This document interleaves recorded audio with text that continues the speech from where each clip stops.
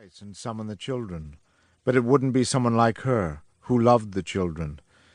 She clung to the hope of destroying the circle. She wanted to destroy the dark man and release the children from the living death to which he had condemned them. Clary stiffened, sensing something different in the clearing where the children were gathering. Long ago she had tuned her mind to sense each of them, so that she always knew where they were, what they were doing, except for the two the dark man had released from the swamp 16 years ago. Those two had been experiments. The dark man had wanted to see what would happen to them if they grew up beyond the circle. One of them he had sent far away, but the other one he had kept close by. He wanted to watch Michael Sheffield, wanted to see if the summons could extend beyond the swamp. During every ceremony she had watched the dark man scanning the faces of the children, searching for Michael. She had felt Michael sometimes in the swamp, but she had never reached out to him.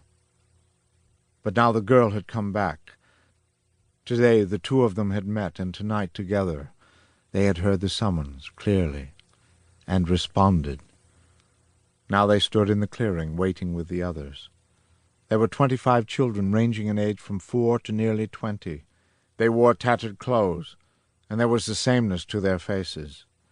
The narrow faces of the swamp rats, framed by scraggly, ill-kempt hair. Kelly and Michael, standing close together toward one end of the semicircle, were unaware of the stark contrast they made to the others in the group, for they were mesmerized by the call emanating from Clary Lambert's mind. All they were aware of was that somehow they belonged here, with the others. They waited. Clary turned, facing the altar. Slowly, she began lighting the candles, each of which illuminated a doll. The dolls had been made by hand, and all of their faces were different. Their eyes glittered brightly in the light. The black-garbed figure of the dark man emerged from the trees, stood silent before the altar for a moment, then turned to face the assemblage.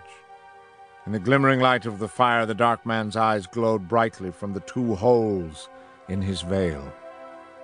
The dark man looked at each of the children in turn, his gaze finally resting on Michael and Kelly.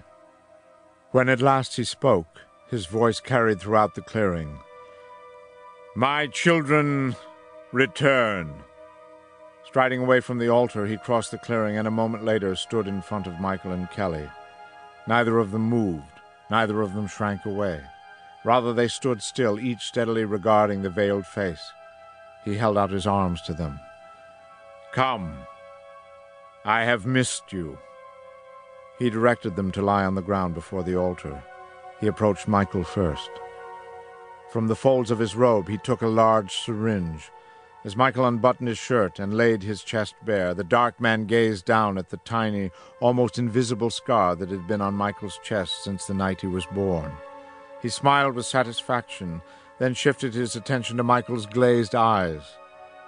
"Are you afraid?" "No." "Will you feel pain?" "No." "Do you give your gift freely?" "I do."